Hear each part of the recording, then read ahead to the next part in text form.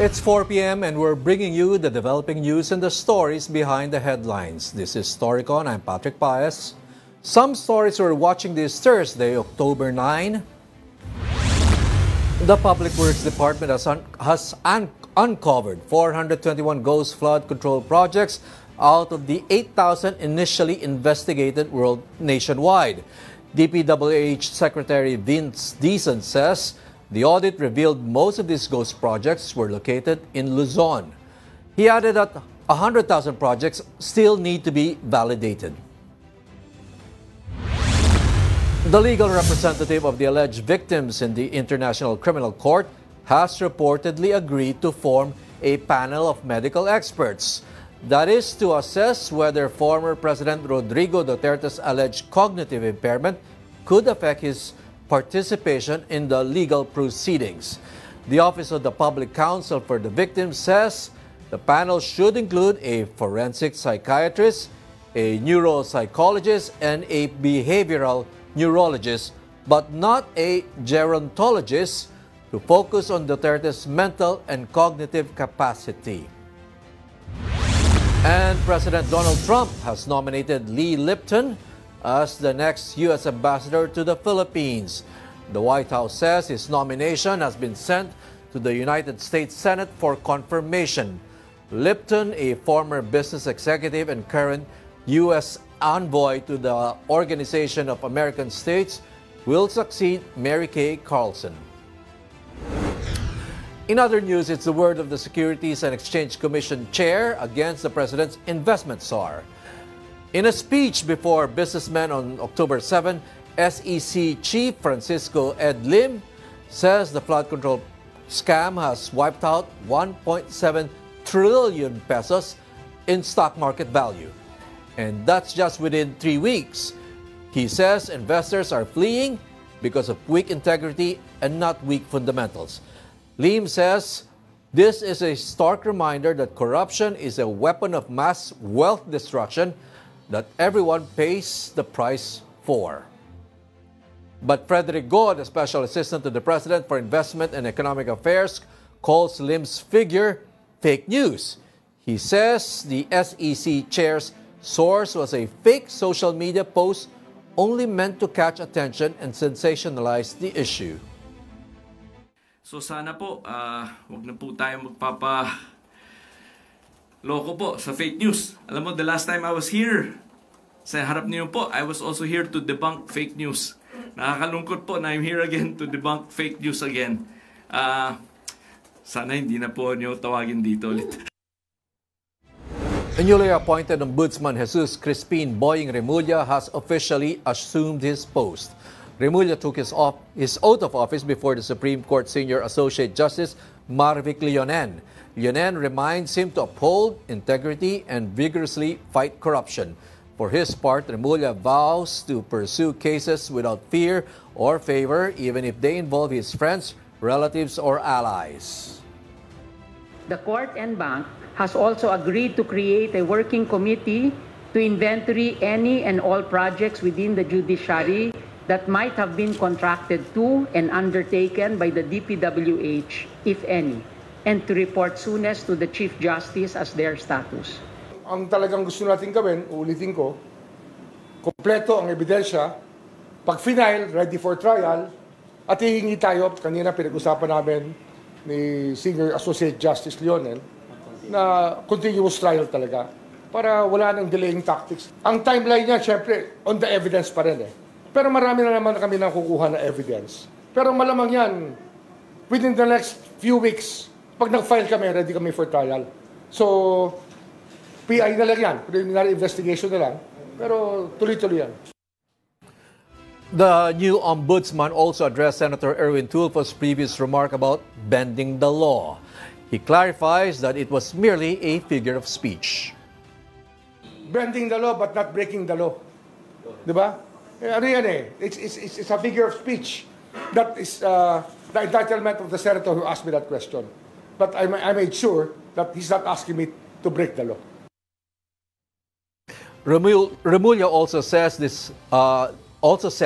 Also had this to say about reviving the investigation into the Pharmally scandal and whether it will go as far as tag the former president, Rodrigo Duterte, to the case. Siyempre, ano yan eh. Hanggang saan nga tayo abutin ang ebidensya, doon tayo tuturo. Okay, joining me today in Storycon is our joining me through Zoom because he's running late. Storycon's resident political pundit and heckler. It says here, heckler Ronald Llamas. The last time I was here, Ronald, pandit ka pa. Nawala lang ako, biglang heckler ka na ngayon. Naka-mute ka. Ronald. Mute. Sabi ko, ganyan talaga, Patrick. Madaling mag-unravel eh. Ganun talaga. No? And also from the Philippine Star, Ronald, and also from the Philippine Star, let me introduce our Philippine Star Editor-in-Chief, Ami Pamintuan, who's also joining us. As always, Ami, kamusta dyan? Hi, Patrick. Madilim dito. Andiyan na yata si Kedan. Pero we're not sure, Wala pa daw sa Philippine area of responsibility. Pero kumukulog na dito. Kaya ka ba natatraffic, Ronald? Konting ulan pa lang eh. Traffic na. Paano pa kaya pag bumuhos na yung ulan? Wala pa yung baha dyan, Wala pa. Konting ulan pa lang. Okay, Ronald, Ayan, Ami, napagalitan ka. Late. Yun. Okay. Ami, Ronald, yung principal. Yun. Sundan ko lang, Ami, Ronald, itong it's the word of the SEC chairman versus the word of the economic czar, no? Is there a way to verify ba kung totoo itong na-wipe out na trillion peso dun sa stock market natin? Wala kasing binanggit na kung magkano. I'm sure merong nawala, pero sana sinabi kung meron nang nawala and how much. Baka mas accurate na sabihin na, kasi market value lang naman yun eh. Mas accurate siguro sabihin na kung may nawala, hindi naman siguro trillion. Market value. Siguro may debate sila dyan sa quantification. Malabo. Siyempre, iba-iba yung kanilang sukatan. Mm-hmm. Pero talaga namang bumagsak yung stock market natin eh. Diba? Talagang bumagsak naman talaga sila for more than a week. Diba? Talagang bagsak eh. At saka yung peso ay bumagsak din. Almost 29. So, medyo related yan eh. Medyo related yan. At dahil hindi naman ganun ka-strong yung ating economy, talagang very vulnerable tayo sa iba't ibang mga controversies katulad nitong massive corruption scandal. Meron na yata may clarification din si Francis Lim. Kung yung ating economy are very stable ng Singapore or Malaysia. Yeah, I guess to begin with, yun, yung, siguro naman. Iba yung pinanggagalingan nila. Pero ang sigurado ko, Ami, Patrick, tinumaan talaga yung ating stock market. Siguro naman, Ami, Ronald, alam ng SEC chair yung sinasabi niya. After all, ito yung poder niya, yung stock market, right? SEC yan Tama. Although parang may clarification, I'm not sure, Patrick, baka may clarification si Frederico, from Francis Lim. Kailangan niyang protekta. Oo. Pero may clarification yata si Francis Lim, siguro about the figure lang. Okay, yung numbers lang. About the figure. Okay. Siyempre, si Frederico, bilang economic czar natin, kailangan nilang protektahan din yung image ng gobyerno, lalo na yung economy. Kahit halimbawa, medyo tanggap nila na may naging problema, medyo imamasahin nila ng Okay, but when they say stock market value, hindi maganda. Hindi maganda para sa mga investors. Okay, I'm not an economist or a business journalist here, Ronald, pero baka ito masagot mo, kayo ni Ami, Pag sinabi nilang stock market value, hindi pa talaga ito pera. What do they mean by stock market value? Do they count money that should have gone in or na hindi pumasok at hindi na invest? Hindi, yung valuation niya ng shares. Baka pareho. Valuation. Valuation siya ng shares. Mababa yung shares mo, di ba? Hindi siya yung actual na pinasok ko to, ganito. Parang ewan ko Patrick kung may clarification na kayo from Francis Lim. Although hindi naman na dinideny yung speech niya. He was talking about a period of 3 weeks Right. And over this past 3 weeks, kahit tayo, may istorya tayo, na bumababa talaga yung stock market and yung peso humihina, talagang ganon. Ang pinag-aanuhan lang siguro, masakit sa tenga siguro yung salitang trillion Meron na ng trillion peso March, may trillion pang na-wipe out sa stock market. At saka sino ba nagpauso na yung trillion peso na yan? Ayan. Yung late ngayon, late sa show. Yun. baka kasi kinwantify nila yung stocks Diba? Kinwantify nila. Ito yung value ng stocks before no 3 weeks. Ito ngayon yung value niya. Diba? Yes. So, ganun yung kanyang estimates, no? Yung nagbago yung value ng mga stocks. Ikalawa, meron din mga lumabas. No? Meron din mga lumabas. Dahil siguro, lalo na yung pera na pumapasok dito, not as direct investment, kundi yung gusto talagang kumita sa ating stock market, baka naglabasan yon dahil ang tingin nila ay unpredictable. Alam mo naman ang pera pag unpredictable ay medyo lumalabas, no? Hindi naman ibig sabihin na hindi na babalik.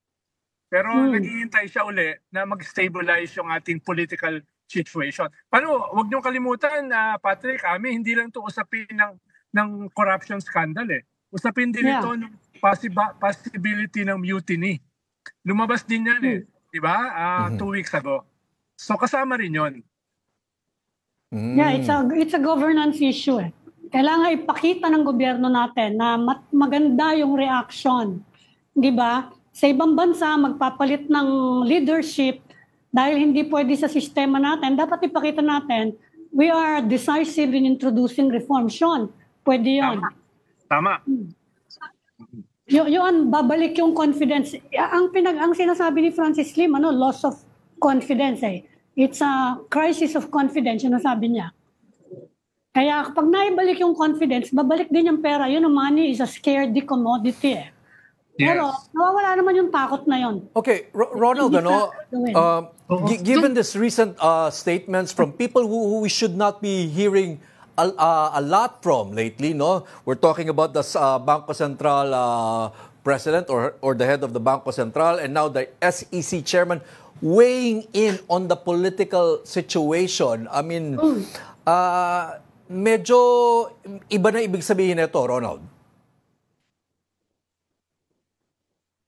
Umakyat na yata si Ronald papunta dyan sa studio.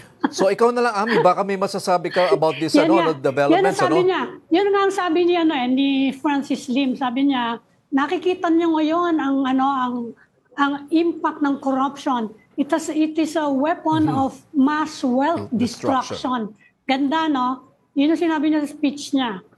Kaya nga kailangan maganda yung response ng gobyerno, merong full transparency, merong decisiveness. At least yung mga sinasabi ngayon ni Boying Remulla, maganda malakas palaban siya.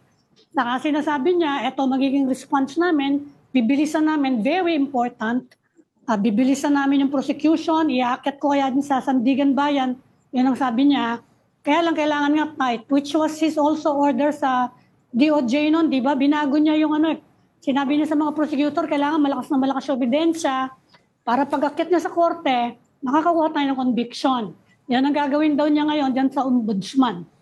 Yan. Okay, the latest from DPWH Secretary Vince Dizon is that about 421 projects. Yes. Okay, out of the, I think, how many thousands that he has inspected. This is not a full figure, no? But so far, ang natalisod niya is 421 ghost projects. And when we say ghost projects, Ami, ito yung non-existent. Hindi pa to ata yung mga substandard projects na sira-sira na ngayon pagkatapos ng isang o ilang ulan lamang. So medyo mabigat ito, 421 projects. Ghost nga para pa nga yung substandard. At wala pa dyan yung farm to market, wala pa yung substandard and ghost hospitals. Haunted hospital na tawag na Malacanang, lahat na lang na infrastructure natin. Remember, sinabi rin ng education, pati daw mga schools, di ba? Merong mga substandard, siguro hindi naman ghost, pero Yan ang problema. Lahat na lang yata ng ginawa. Paano na yan? Ano na yung gagawin natin dyan? I guess important meron pa daw din, i-inspeksyonan sila, Vince, no? Na I think several thousand pa, na flood control pa lang. Although, ang sabi ni Claire Castro kanina, baka daw ipasa din sa ICI yung mga farm to market and although, ICI kulang na kulang ng tao sa flood control pa lang, hindi na makakaya eh. Dadagdag mo pa yung hospital saka siguro diretso na lang yung kaila ombudsman dahil mas marami silang tao. Yung hospital saka yung farm to market. Nabanggit ba, Ami, ng ICI at ni Secretary Vince, Sec Vince, kung ano yung more or less, anong period pumasok itong mga ghost projects na ito, 421? Hindi ko pa nakikita yung yung details niyan. Ongoing yung ICI ngayon, Yan pa isang problema dyan sa, hindi natin malaman kung ano nangyayari sa ICI We're just getting bits and pieces. And we still don't have any reaction from the ICI on calls from different sectors, including the church, the Catholic Church and the Iglesia ni Cristo, for the ICI to open its investigation, its hearings, right? To make them public.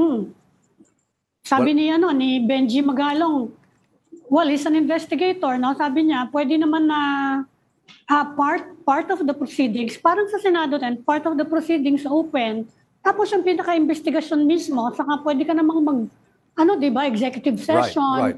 Kapag medyo sensitive, nakakapag-request naman yung mga witnesses, di ba? Pwede ba, huwag niyo muna kami ipakita, o kaya, kung kailangan may i-secure na tao, pwede mo namang hindi ihirap yun Yeah. But, makita lang ng mga tao na even portions, will be open, okay na yan Hindi medyo matatahimik na yung mga nagsasabi na kulang sa transparency. Hindi pwede yung ganyan. Ewan ko, sa ngayon, hindi pa rin siya naka-live stream, of course. Nakikita natin. Yan ang problema. Especially now, na almost all institutions of government are suspect. Yeah. Diba? Dapat alam ng ICI yun Hindi naman nabuo yung ICI in a vacuum. Alam nila na may disenchantment sa almost all institutions of government, including the judiciary. Kaya, especially the judiciary. Yes. Remember yung report ng US State Department, yung country report on corruption, special mention ng judiciary. Anong problema Tsaka customs. Diba? Pati daw judiciary corrupt.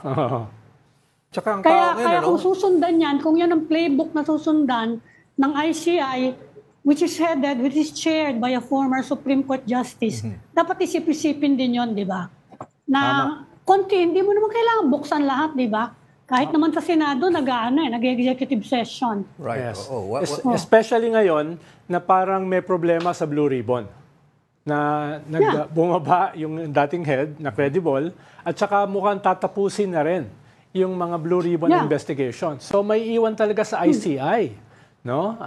So dapat mag-ayos sila. Lalo na nag-a-adjust pa lang yung bagong ombudsman.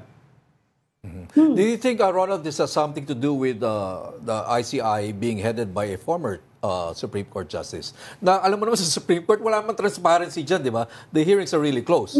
Kaya nga sinasabi ko, dapat tignan nila na ito ay nangyayari natin na vacuum. Nangyayari ito na may widespread disenchantment, distrust. And there's a clamor for transparency. That's not rocket science. Ibig sabihin, dapat alam nila na yun yung dahilan kung bakit nabuo yung ICI. Tapos ngayon, sasabihin mo na sikreto yung hearings. So you think it's a matter of time before the ICI will, heed the clamor of different sectors to make this public? Yes, or else open. Dramatically mababawasan yung kanilang reason for being. Baka lalo magalit tao. Medyo nalalaktawan na sila Especially, dumidiretso ngayon mga tao kay Boying Di ba? O ikaw na mag-imbestiga nito, ikaw mag-imbestiga niya. Mas open siya Tingnan mo, hindi pa nauupo. Sige na, dal-dal na. Nakaupo na pala siya, nag-out na siya. Pero hindi pa siya nag-umpisa. Sinasabi na niya kung ano gagawin niya. Eto, ganito, hindi ba? Ganun lang naman Hindi naman, it's not a very complicated thing to be transparent about an investigation. Pwede mo pa rin naman proteksyonan yung mga witnesses, yung mga sa tingin mo talaga namang inosente at sinasabit lang, pwede naman yun, that's possible. Kaya buti na lang, meron kang Vince Dizon na pinupunuan yung vacuum. Imagine mo kung wala pa yung beans season na nag-freeze ng accounts, nagsususpend ng mga tao sa gobyerno, di ba? Kung wala pa yan, lalong madidisenchant yung mga tao sa gobyerno. Okay, at this point, let's bring in our mobile journo, Mary Mon Reyes, who is in the Senate right now where they're trying to look into supposed ghost projects involving farm-to-market roads. Mary Mon, yes. Saan lumabas itong ano na to? Matter na to tungkol sa mga farm-to-market roads na rin, sinisiyasat, inuungkat. Oo, PP, kahapon yun na-bring out noong nagsasagawa rin ng pagdinig at kasama ng Senate Committee on Finance itong si Agriculture Secretary Francisco Chu Laurel at dito nila na-flag na to be specific from 2023 to 2024 na may nakita na silang around 10 billion pesos worth ng farm-to-market roads na nakikita na red flags kasi na mayroon silang cost shooting na ginagawa dito. And doon nakita nila over 80 projects in Bicol amount to 1.744 billion pesos, 33 naman sa Eastern Visayas, costing around 791 million pesos. Nakikita nila may overpricing na nangyayari kasi for example, ang costing daw ng DPWH para sa farm-to-market roads is 15,000 pesos per meter. So that's 15 million pesos per kilometer. Pero nabahagi naman ni Agriculture Secretary Chu Laurel, pwede pa raw ibaba pa ng 10 million per kilometer and or 10,000 pesos per meter ang gawin doon sa farm-to-market roads. Kaya nakita nila na meron daw parang 30% na markup price na ginagawa para na makapagbulsa supposedly. And so far, wala pa raw silang nafa-flag pa na names or personalities. Pero nakikita nila, Bicol and Leyte area, ito yung pinakamaraming mga proyekto from 2023 to 2024 na nakita nila na may irregularities. Pero Mary Mon, hindi ba natanong yung Secretary of Agriculture bakit ngayon lang niya nalaman? Bago kasi ito ipasok sa NEP, sa NEP, ay dadaan ito sa kanila sa cabinet halimbawa yan, yung farm-to-market road, dadaan yan sa kanya. Ngayon lang siya na sorpresa na ganyan yung presyo per kilometer. Dapat Ronald, before... ang nasabi dyan ni Senate Committee on Finance Chairman Sherwin Gatchalian, kaya raw mas nabusisi itong mga proyekto na to is because bukod doon sa flood control projects, ang tinutukan din daw ng Committee on Finance is yung mga infra-related na mga proyekto. So bukod sa nahukay nila o nahalungkat nila itong flood control, tinitingnan na rin nila ngayon yung iba pang mga infrastructure projects. Ang isa pa nga sinasabi ni Senator Sherwin, baka raw titignan din nilang irrigation system kasi possibly baka meron din daw irregularities doon na kailangang i-address kasi bukod din dyan, maging sa health sector, meron ding lumalabas base sa mga pagdinig ng mga walk-away health centers, mga ghost hospitals na hindi naitayo o kaya naman pending pa para matapos. And so far, ang tinitingnan din dito ni Senator Sherwin, they are also discerning if it's possible na tatanggalin, babawasan pa nila, isa-slash pa nila yung budget ng DPWH. And if ever, for example, dito sa agriculture, imbes sa DPWH daw yung gagawa ng farm-to-market roads, baka pwedeng Department of Agriculture na ang magkakaroon ng capacity for that. Same goes din sa education sector. For example, sa mga public school, kapag meron daw kailangan ipatayong building o kaya natirada ng mga kalamidad, paglindol, baka pwede rin daw bigyan na rin ng capacity ang DepEd na magpatayo. So That's for my the point, DPWH, ang gagawin na lang daw nila is yung mga flagship projects. That's Tulay, my point, Mary. Kalsada, ganon. That's my point, Mary Mon, na bakit ngayon lang nalaman ng Secretary ng Agriculture, bakit ngayon lang nalaman ng Secretary of Health. Di ba kayo yung dahilan kung bakit natanggal si DPWH Secretary Bonoan? Dahil hindi ka pwedeng magmaang-maangan na hindi mo alam yung mga nangyayaring iyan dahil ikaw yung dinaanan yan bago napasok sa NEP. Iba pang usapin yung insertion sa BICAM. No? So, dapat yan, merong responsibility or even culpability itong mga cabinet secretary. Halimbawa, sa DOH, sinasabi nila, ito yung kanilang version ng flood control. Nagpagawa sila ng 600 health centers na ang nagagamit lamang ay 200. Iyan yung mga problema na dapat alam ng cabinet secretary bago siya nangyari. Alam niya yung presyo, alam niya yung farm-to-market road per kilometer. No? Bakit parang ngayon lang sila nabigla? Oo. Ronald, ang nasabi rin dyan ni Senator Sherwin kanina, nakalagay naman daw doon sa listed projects ang mga ito, pero ang napansin nila is maikli raw yung pinakaginagawang farm-to-market road. So kung kunwari 10 kilometers, mga kalahati lang daw, o hindi nabubuo yung 10 kilometers, yun yung nakikita nilang questionable, kaya na-flag nila as may cost shooting or overpricing daw nitong mga FRMs. Yes, bakit kailangan pang i-flag ng Senate? But hindi na-flag ng Cabinet Secretary? Nung lugar, bakit Bicol, saka interested lang naman ako, bakit Bicol saka Eastern Visayas, specifically Leyte? Kasi yung Bicol, remember, nandun si Saldico and si Senator Chis Escudero, of course, kanilang mga constituents yan. At samantalang yung Eastern Visayas naman, Leyte, si Speaker Romualdez yun. Deliberate ba yun? O basta nag-inspection sila, bato-bato sa langit at tumama doon sa lugar na yon? Oo, yung sinabi dyan ni Sen. Sherwin, so far kasi palalawakin pa talaga nila yung investigasyon, pero so far doon sa 2023 to 2024, yun yung na-flag nila na maraming FRMs na mga project. Pero ang plano rin nila ngayon, kasi nasabi rin daw ni Secretary Chu Laurel, meron na raw mga investigators sila na pinalilibot, na inspectors to be specific, para raw tingnan pa yung ibang FRMs to check kung meron ding irregularities sa iba pang mga lugar. So yun talaga yung yung bumukol yun, yung mga lugar na yun.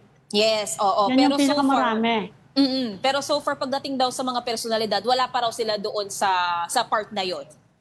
When you say personalities, Merrimon, we're talking about, are this the same contractors and engineers, ganon?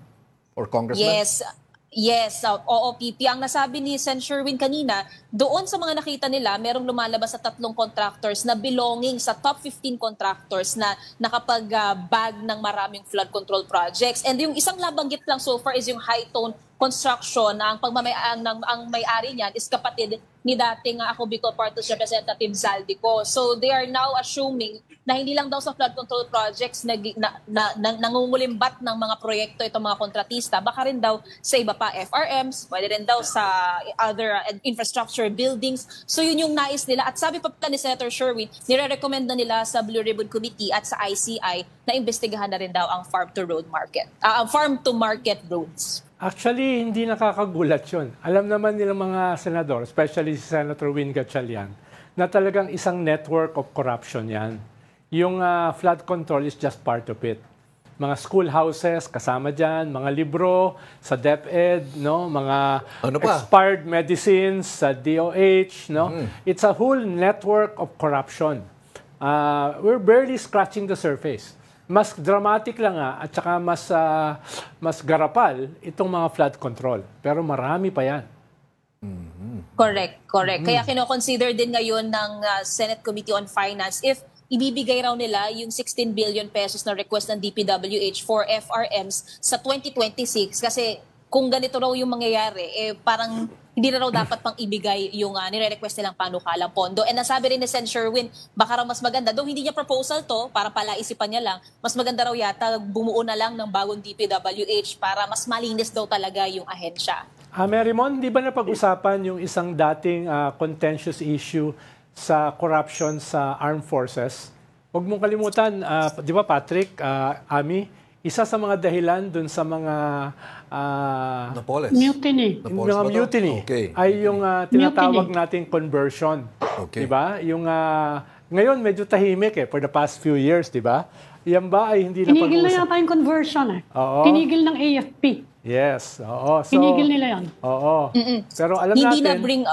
Hindi na bring up kanina yung ibang mga issue. Nag-focus kasi yung naging pressure dito kay Sen. Sherwin tungkol sa farm-to-market roads.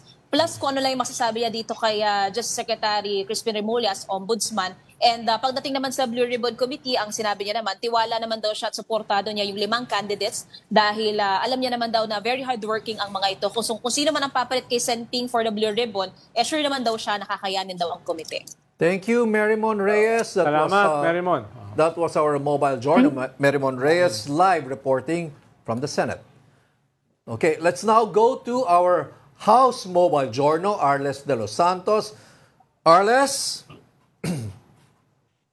Magandang hapon, Patrick, Ronald at Amino. Nandito nga tayo ngayon sa ICI kung saan kaninang umaga ay nagkaroon ng pagkakataon itong si DPWH Secretary Vince Dizon para talakayin ang ilan sa mga initial findings nila sa kanilang investigasyon dito sa mga maanumalyang flood control projects. Lumabas nga dyan na sa 8,000 na mga initially validated na mga proyekto na kanilang sinilip ay nakita nga nila na 421 sa mga ito ay ghost flood control projects. Wala pa raw dito sa bilang na ito ang mga substandard project na maaaring makita rin sa iba pang mga bahagi ng Pilipinas. Ayon sa kalihim, ito raw ay makikita sa iba't ibang rehiyon sa bansa. Meron sa Luzon, sa Visayas at sa Mindanao, pero karamihan sa mga proyekto na ito ay nasa Luzon. Hindi pa malinaw kung anong administrasyon daw ang pinagmula ng mga proyekto na ito at kung nabayaran na nga ba ng buo ang mga kontraktor nito, Pero malinaw na meron daw sa ilan sa mga top 15 contractors na binanggit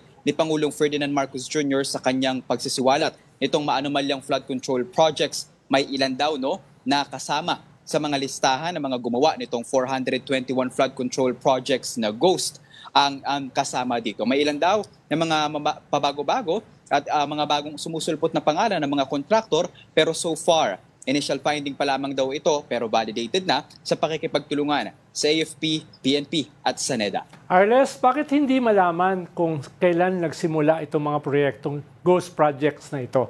3 minuto lang malalaman mo na sa laptop yun eh. Bakit ganun katagal? May date yan kung kailan siya naaprubahan, kailan siya nagsimulang implement. Why is it taking too long para malaman? Hindi ko maintindihan.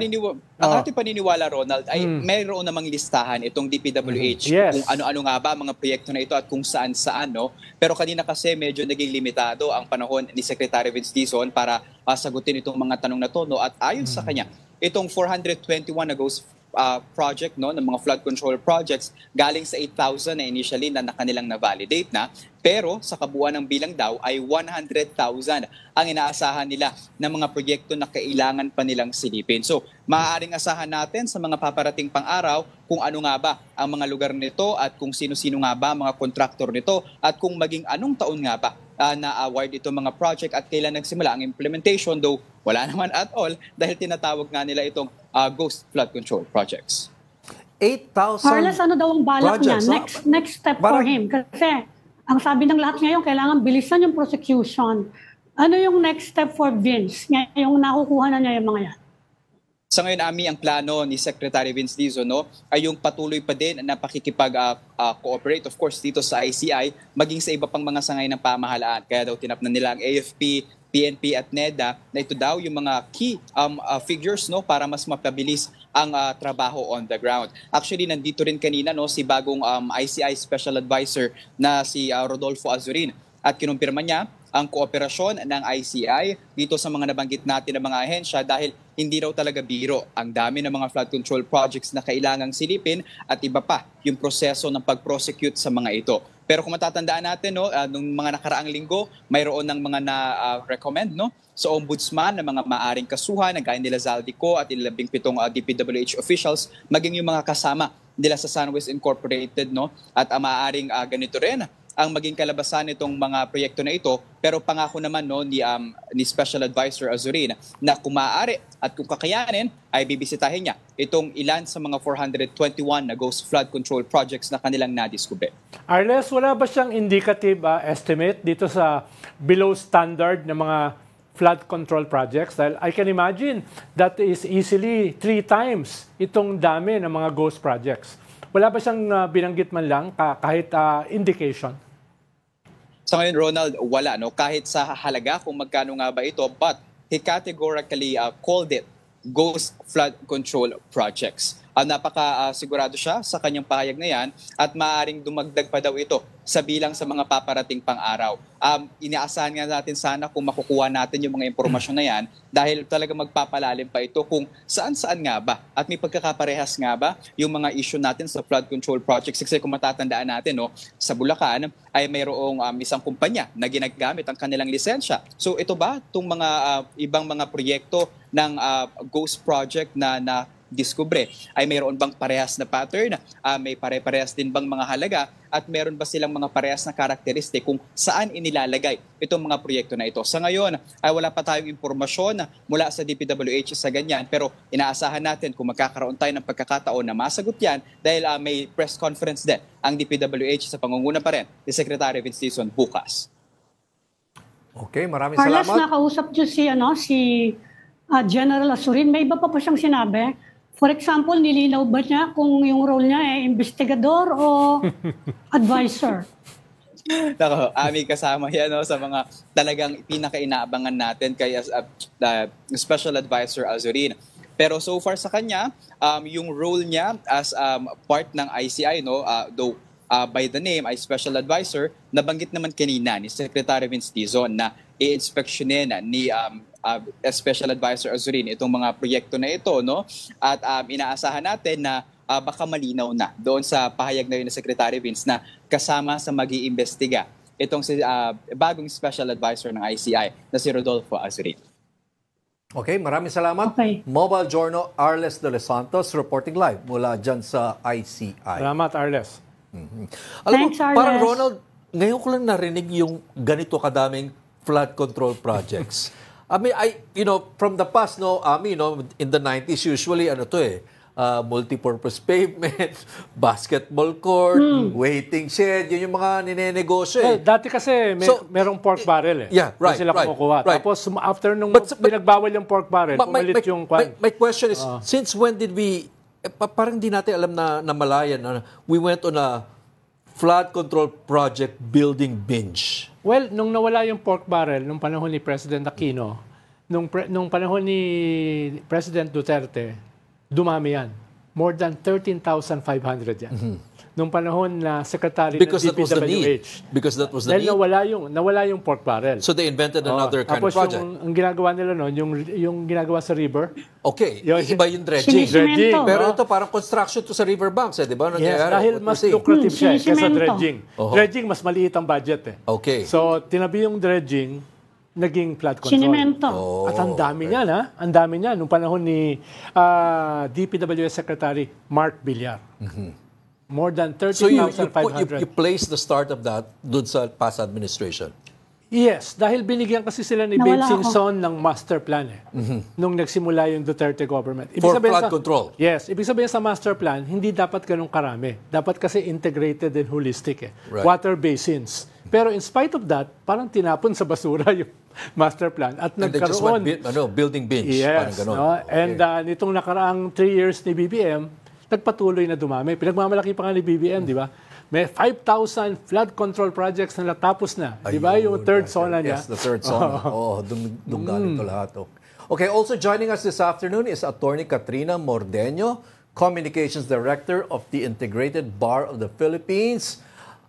IBP gives the Pillar of Law Award to former President Rodrigo Duterte.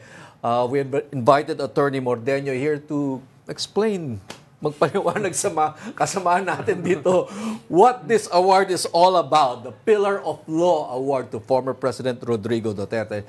Good afternoon, Attorney. Good afternoon. Good afternoon, Attorney. For the invitation to the IBP.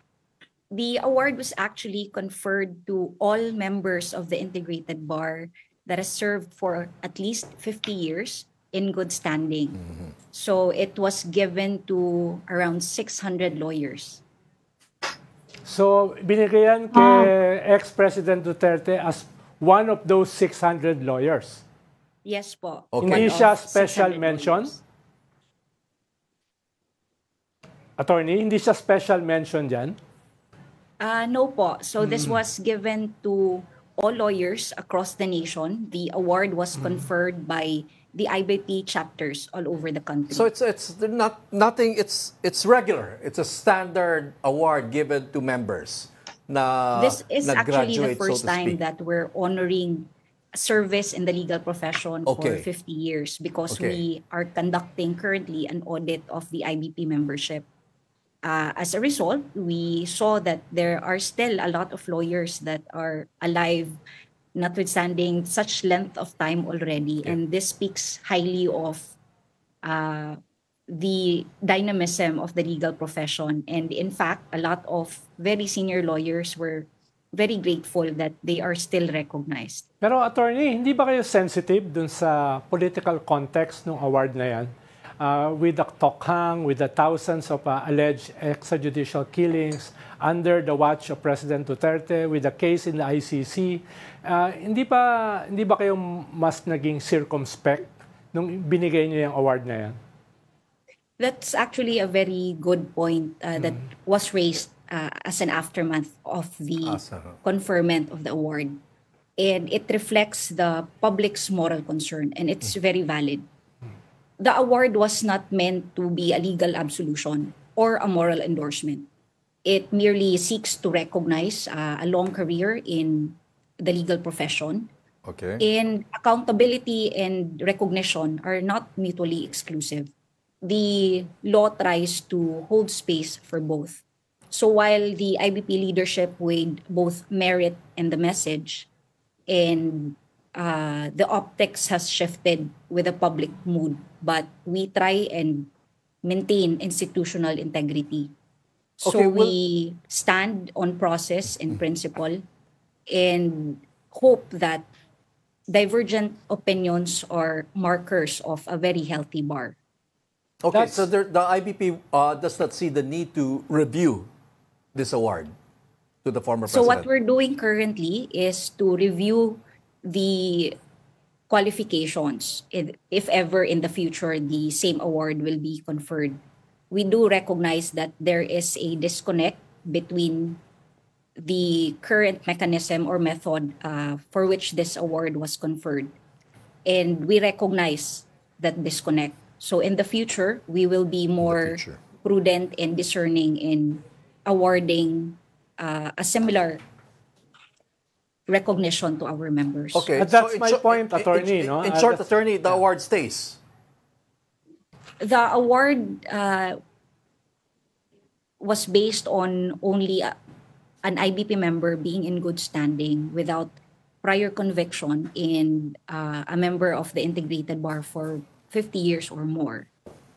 So the Board of Governors, being a collegial body, is discussing how to best move forward on the matter. When you say move forward, Pero it is, apart from this is perspective, apart attorney. from those three requirements, hindi ba?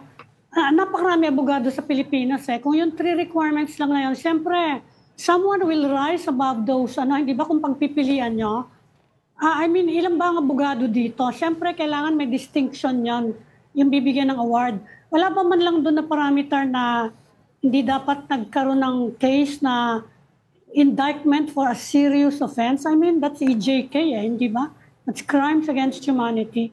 Wala bang ganong parameter sa pagbibigay ng award?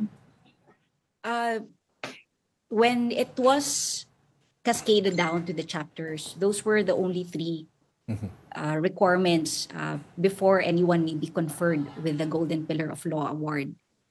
And we try and kept it to achieve the ideals of the legal profession, not to certify the perfection of any lawyer's records.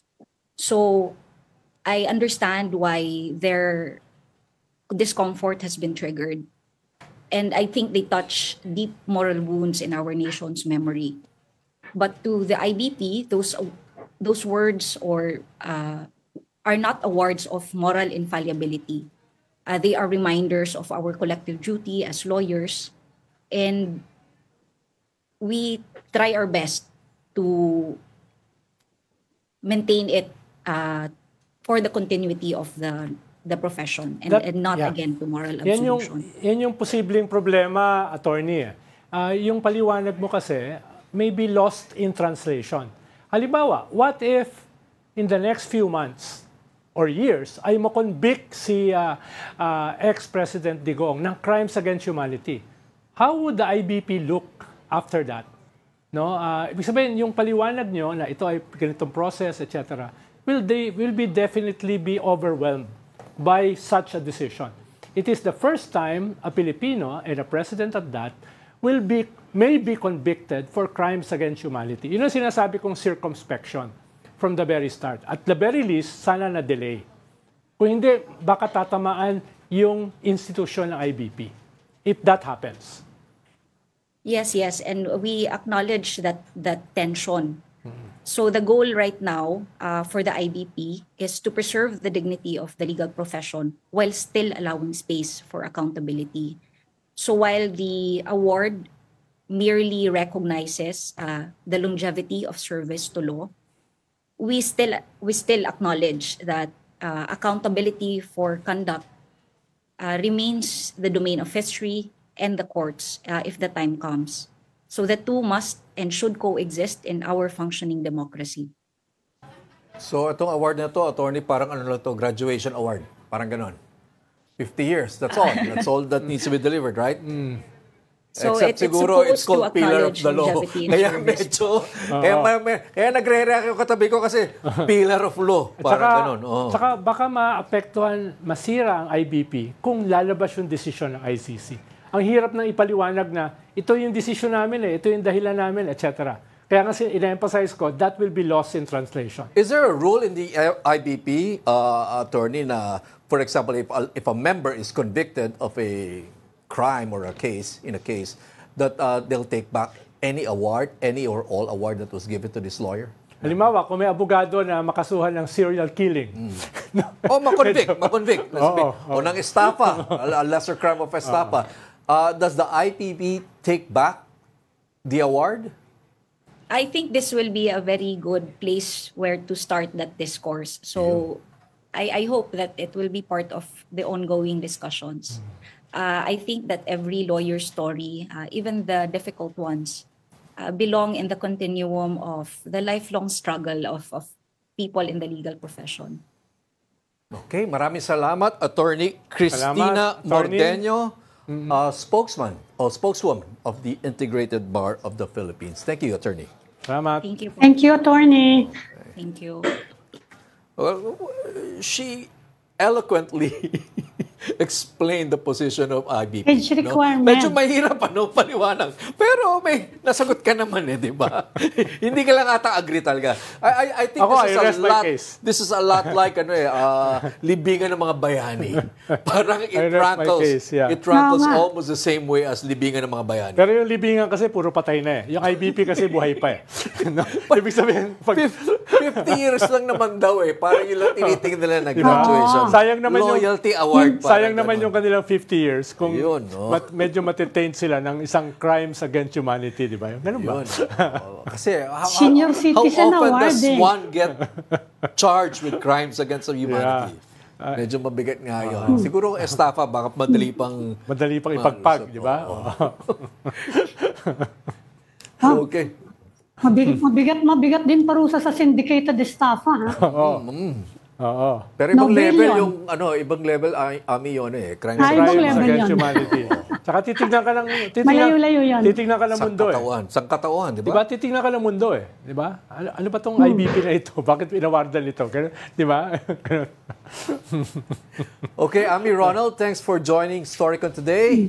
Ami Pamintuan, Editor-in-Chief of the Philippine Star, and Ronald Llamas, our resident political pundit. Pundit ka ulit ngayon. Okay. Join us again tomorrow at 4 p.m. for Storycon. I'm Patrick Paez. Kapatid, we are one news, all sides, all the time. This is the Story Conference Group or the Storycon Group.